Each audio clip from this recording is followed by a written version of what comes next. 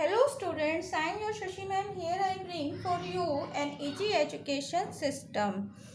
जैसा कि आप जानते हैं हमारा टॉपिक चल रहा है bank reconciliation statement. Last class में मैंने आपको ये टेबल समझाई थी और उसमें आपको बताया था कि कैश बुक और पासबुक का फेवरेबल और अनफेवरेबल बैलेंस क्या होता है और इन दोनों के बीच जो रिवर्स रिलेशन है कैश बुक में और पासबुक में, ठीक है, वो क्या क्यों होता है। ठीक है, ये आपको समझ में आ गया होगा। आज हम समझेंगे कि बैंक रिकंसिलिएशन स्टेटमेंट बनाते वक्त जो हमें एंट्रीज करनी होती हैं उन एंट्रीज का मीनिंग क्या होता है। मतलब कि बैंक रिकंसिलिएशन स्टेटमेंट बनाते हैं जब हम, तो हमारे पास क्या क्या प्रॉब्लम्स आती हैं। हमारे पास क्वेश्चंस में लिखा होता है कि हमने ये किया लेकिन ये नहीं हुआ। मतलब जैसे मैंने यहाँ एक एंट्री लिखी हुई है, check issued but not presented for payment. तो हम क्योंकि बेसिकली प्रैक्टिकल प्रॉब्लम्स पर फोकस कर रहे हैं, तो हम यहाँ पर प्रैक्टिकल्स प्रॉब्लम पर फोकस करने की वजह से हम सिर्फ जो बेसिक्स टॉपिक होते हैं उसको लेकर चलेंगे और इसमें जो मीनिंग है इसका कि इसकी जनरल एंट्री क्या होगी, क्या इसका कैश बुक पर फ़र्क पड़ेगा, क्या इसका पासबुक पर फ़र्क पड़ेगा, और बैंक रिकंसिलिएशन स्टेटमेंट बनाते हुए हमें क्या करना है। ठीक है, तो एक एक एंट्री हम लेकर चलेंगे और उम्मीद करती हूँ आपको लास्ट क्लास में अच्छे से समझ में आया होगा। तो इसी तरीके से आपको इस क्लास में भी अच्छे से समझना है। और स्टार्ट करने से पहले कहना चाहूँगी कि अगर अभी तक आपने हमारे चैनल को सब्सक्राइब नहीं किया है तो ज़रूर सब्सक्राइब करें, लाइक करें, शेयर करें और कमेंट्स करें। ठीक है, देखते हैं क्या लिखा है इसमें। सबसे पहले एंट्रीज हमने ली है, check issued but not presented for payment. ठीक है, निर्गमित किए गए चेक जो भुगतान के लिए प्रस्तुत नहीं किए गए हैं। क्या मीनिंग होता है इनका मीनिंग हुआ कि चेक इशू हो गए। चेक इशू का मतलब आपको समझना पड़ेगा कि मान लीजिए हमारी फर्म है या हमारा कोई बिजनेस है, हमने क्या किया, किसी पार्टी को चेक देना है। ठीक है, तो हम उस पार्टी का एक नाम रख लेते हैं। ठीक है, मान लीजिए हमने चेक देना है किसको, मोहन को, जिससे कि आपको अच्छे से समझ में आए। ठीक है, इस तरीके से ज़रूरी नहीं है हमें सिर्फ एक ही पार्टी को चेक देना हो। एक डेट पर हम 2-3 लोगों को भी चेक दे सकते हैं, या फिर क्योंकि ये टाइम पीरियड के अकॉर्डिंग होता है तो एक मंथ में या उस टाइम पे बहुत सारे चेक्स हमने इशू किए हों। तो यहाँ पर मतलब क्या हुआ कि हमने चेक इशू का मतलब हुआ कि हमने चेक का अमाउंट भर कर सामने वाले को दे दिया, मतलब मोहन को दे दिया। ठीक है, इसका मतलब हमने पेमेंट करनी है, किसको, मोहन को करनी है।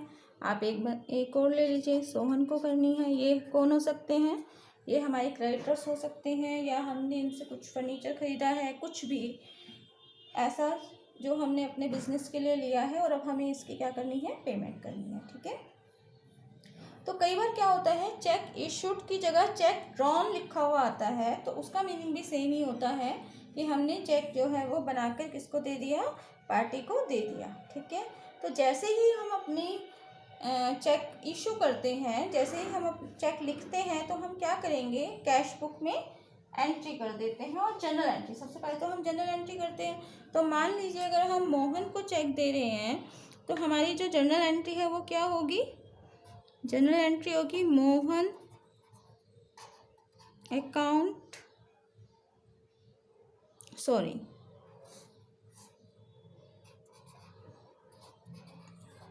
Mohan debit to bank account. ठीक है, और जितनी भी पेमेंट हम करेंगे वो अमाउंट हम यहाँ लिख देंगे। ठीक है, इस तरीके से जब हमने, मान लीजिए एक चेक हमने सोहन को दे दिया, तो हम क्या एंट्री करेंगे, Sohan debit to bank account, यहाँ भी अमाउंट लिख देंगे।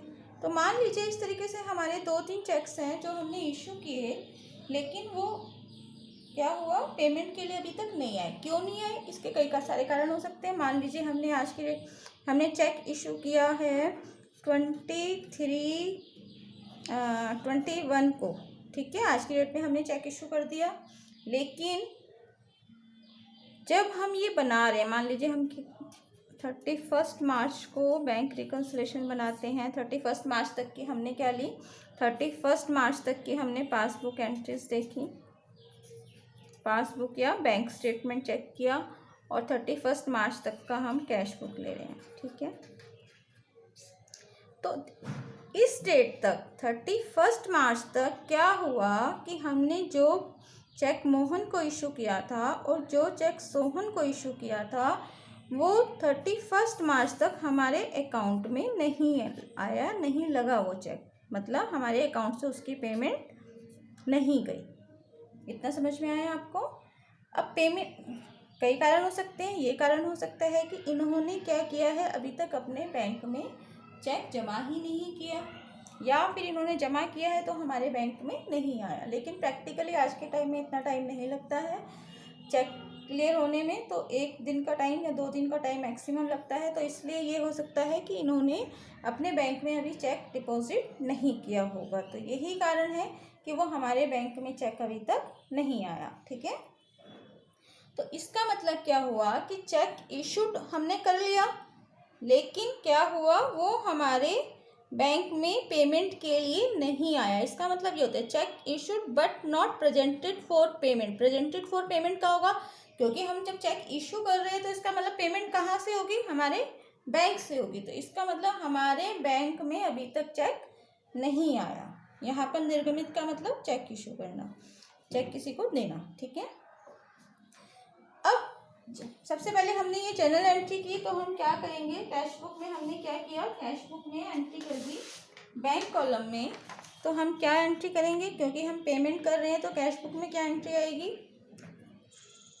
मान लीजिए हमने 20 को किया है तो हम क्या करेंगे, 20 को ही 20 डेट को ही एंट्री करें बाय मोहन।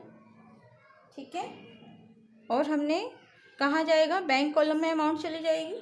ठीक है, इसी तरीके से बाय सोहन, मान लीजिए हम इसको एक अमाउंट ले लेते हैं 1 लाख, इसको ले लेते हैं 50,000। ठीक है, जिससे कि आपको समझने में आसानी रहे।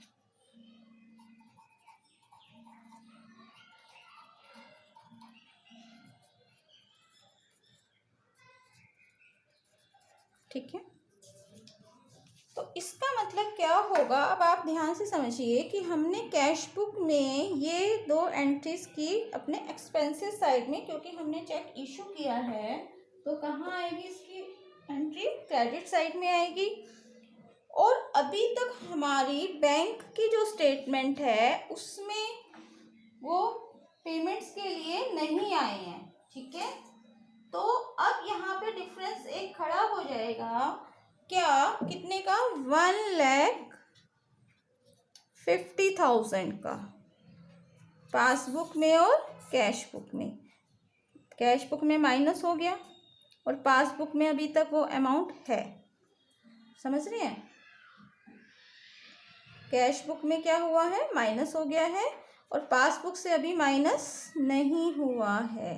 तो अब आपको इसका मीनिंग समझ में आ गया कि check issued but not yet presented का मीनिंग क्या है। इसी तरीके से इसका और कई तरीके से एंट्रीज ये आ सकती है, बट आपको उसका जो मीनिंग है वो बहुत ध्यान से समझना है कि इसका मीनिंग क्या है। कि हमने चेक दे दिया तो इसका मतलब चेक इशू कर दिया तो हमारी कैश बुक से उतना पैसा जो है वो माइनस हो गया, लेकिन क्योंकि वो अभी तक पेमेंट के लिए नहीं आया है तो हमारे बैंक में अभी वो पैसा है, वो माइनस नहीं हुआ है। तो अब यहाँ पर फिर जब हम बैंक रिकन्सिलेशन बनाने बैठेंगे या बैंक रिकन्सिलेशन बनाएंगे तो वहाँ पर अब हमें देखना होगा कि हमें क्या करना है। मतलब पासबुक में है और कैश बुक में नहीं है, तो बैंक रिकन्सिलेशन बनाते वक्त हम क्या ध्यान रखेंगे, तो ये मैं आपको बताऊंगी। जब हम बैंक रिकन्सिलेशन स्टेटमेंट बनाएंगे तो वहाँ पर जब मैं आपको मेथड समझाऊंगी तो वहाँ पर मैं आपको बहुत ही आसान तरीका समझाऊंगी कि कैसे आपको डिसाइड करना है कि किस कॉलम में कौन सा अमाउंट आएगा। मतलब अगर ये है तो किस कॉलम में जाएगा, क्योंकि बैंक रिकन्सिलेशन स्टेटमेंट बनाते वक्त हमारे पास 4 सिचुएशंस आएंगी। ठीक है। तो वहाँ मैं आपको बहुत ही आसान तरीके से समझाऊंगी कि कैसे आप सिर्फ 2-3 चीज़ों को याद करके 4 तरीके के क्वेश्चंस जो हैं वो इजीली कर सकते हैं। 4 टाइप के क्वेश्चंस आते हैं। कौन कौन से आते हैं? एक आता है कैश बुक का बैलेंस है और वो फेवरेबल और अनफेवरेबल, ठीक है। इसी तरीके से पासबुक का बैलेंस है और उसमें बैलेंस होगा फेवरेबल और अनफेवरेबल, ठीक है। तो यहाँ पर आपको 4 टाइप के क्वेश्चन बैंक रिकन्सिलिएशन स्टेटमेंट बनाने में आते हैं। तो जब मैं आपको ये सारे इस तरीके के जितने भी एंट्रीज होती हैं वो सब समझा दूंगी, तो उसके बाद मैं आपको अच्छे से समझाऊंगी, बहुत ही आसान तरीका आपको बताऊंगी कि पासबुक का अगर बैलेंस है तो हमें कैसे करना है और कैश बुक का बैलेंस है तो हमें कैसे करना है। उम्मीद करती हूँ आपको ये समझ में आया होगा। थैंक्स।